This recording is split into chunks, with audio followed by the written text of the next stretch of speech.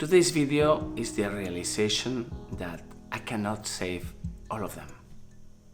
I want to, but I can't. This organization began 15 years ago. I was living in Turkey at the time, and soon I started rescuing dogs and cats that I found on the streets. Because I realized that I had access to great veterinary care and great contacts, I built a network of people that had a sole focus, which was helping animals that had no other chance. So we started rescuing injured animals that had been mistreated by the municipalities, animals that were rescued from homes where they were abused. So the organization evolved, and over the years we acquired a narrow focus on really more and more complicated cases and a medical focus. We will only take animals that needed very complicated treatments, because really there was nobody else that could do it. So that was my whole rationale.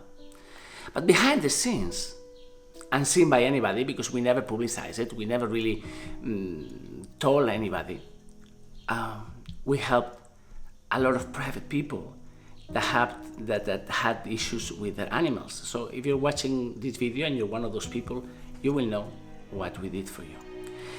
Obviously, this is not in the charter of animal rescue organizations usually.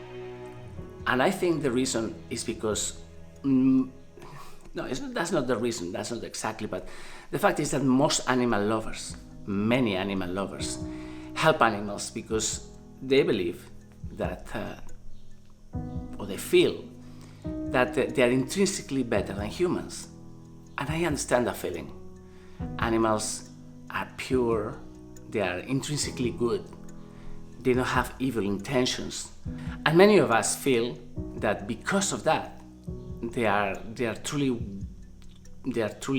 deserving of our help. But I'm not one of those people. I actually happen to like people very much, and I've come to understand that behind every animal tragedy, there's usually a person's tragedy, a human tragedy. So I've always tried to act proactively. Maybe if we can help this human before situation gets really bad, then we will be able to solve a situation with their animals in the future. This is why behind the scenes, and unbeknown to anybody, we've been helping a lot of families that had animals, families that were about to go into crisis, families that were about to lose everything, families that had lost everything. And we did this in silence. We helped lots of people. I mean, lots of people. If I had to make a list here of the case, I mean, it's incredible. And whenever I think of what we've done over the years, I tell you, it just makes me so proud. And again, if you're watching this video and you're one of the people that we helped, you know what we did. But there is another side. There is a side effect to this kind of strategy or policy, if you want to call it. And this is what I wanted to discuss here today. I always found that helping animals is much easier than helping people. And one of the problems that we have, and that is human nature, is that once you help someone, then that person becomes somehow attached to you. So you have helped somebody with a problem, and then you can be sure that sometime down the line, this person is going to ask for help again. And I understand. I really understand. It's human nature. We find somebody that helps us, that is seemingly more powerful than us, that we can rely on his mentorship, and that we can rely on his position. And it's human to lean on somebody else's shoulder, right? Okay. But while I can understand why people may do this, I have the feeling that those people can never understand how I feel when I am asked for help, or actually it's more than ask, it's demanded for help. I'm making this video because in the last couple of weeks, sorry, my voice is going. It's because I'm always screaming at Sergio. Sergio, you're not here. You're late. Anyway, in the last few days, I've had some requests from help from people that I have helped in the past quite a few times, and it's really difficult for me to say no or to ignore a plea for help, and that's actually the reason why I went into animal rescue, because I couldn't ignore the pleas of help from animals and people alike. But it gets to a point where this over-reliance on someone else, in the case on me, it just takes a massive burden on me. It crushes me. The letters I receive are heartbreaking. And it's not only about as I say, the animals. It's the letters I get from people asking me for some of the most basic things you can imagine. I have people begging me to help them keep their family together because they cannot pay an apartment. Or I have this guy in the Middle East whose cat is dying because he has a urinary blocked. It's something really simple. The cat needs a relatively simple surgery to unblock the crystals and change the diet. But he cannot do it. So he's in Lebanon, he's begging me for help. I've helped him already 2 times before. And now he needs my help again, because if I don't do it, his cat is gonna die. So here I am thinking, what? How? How did I get into this? But I know how I got into this. I got into this by saving animals and helping people. And then the more you help, then the more people will ask for help. And you know, when you tell the world what we did for example, for Mara last Christmas, then 2 days later I have 3 other families in the same position that Mara was. And if I don't help them, then it's the backlash. Then you are heartless, soulless, you never do anything, you didn't do anything for me, and I'm left here with the burden of a massive responsibility. Today I'm not feeling too well. My voice is going. And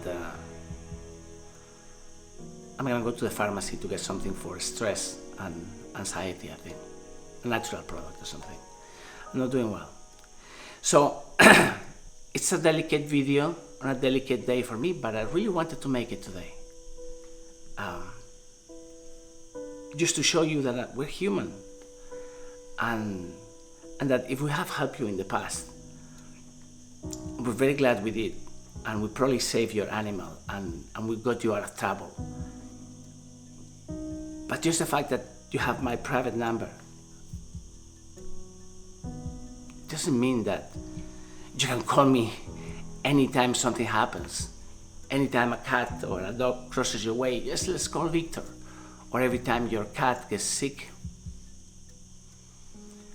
I am really, really sorry that you're going through this. Really sorry. But if I start replying to all those requests for help, we will just not be here next week. We won't be here next week. I mean, I'm not talking about 2 or 3 cases. I'm talking about tens of cases like this. People that we have helped and then we're immediately forever obliged to help them again.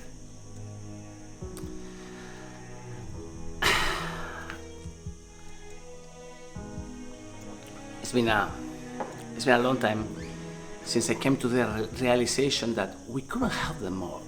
We couldn't save them all. We could do our very best to save those that were in our hands. And even those, sometimes, because they are in really terrible conditions, sometimes they don't make it. But we always try. But when to that you add the massive burden of having to solve everyone's problems, it just gets too much. I have a fault in my character. I have a very big difficulty in saying no. You know, a few years ago there was this movie, it was a comedy, I think it was Jim Carrey or something, that he always said yes to everything, and saying yes to everything took him to wonderful places and achieved wonderful things. Well, I'm kind of like that by default. It's very difficult for me to say no. But if you say yes every time somebody wants to unload or just simply, needs your full support, it crushes you. So it's a very difficult balance. You have to say yes because it's who you are, and because, come on, all of this is just to save lives. But it gets to a point where you have to learn to say no. And even if that's very difficult, at least I have to learn to ignore it. Because if I don't do this, it's over. It's game over. We won't be here next week.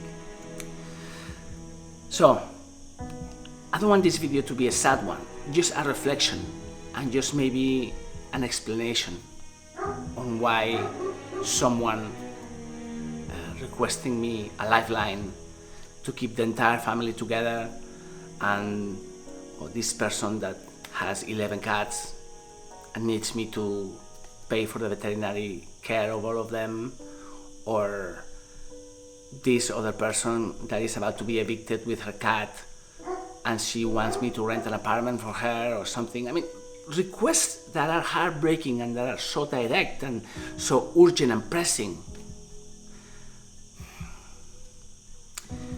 But at the end you have to say no, because if I say yes to all of them, then I'll be in much worse position than they are. Having an animal means that you're personally responsible for that animal, and I'm the first person to understand that sometimes things don't go the way you want, and sometimes you need help from other people, and you should ask for help. But we cannot build a community, or I cannot build an extended family of dependence on me and my inability to say no. So, yeah. Thank you very much for being here. If you donate or you join me on my support group on Patreon, then maybe I can continue helping. But I cannot let this crush me. And I hope you understand. Take care, and I'll see you tomorrow.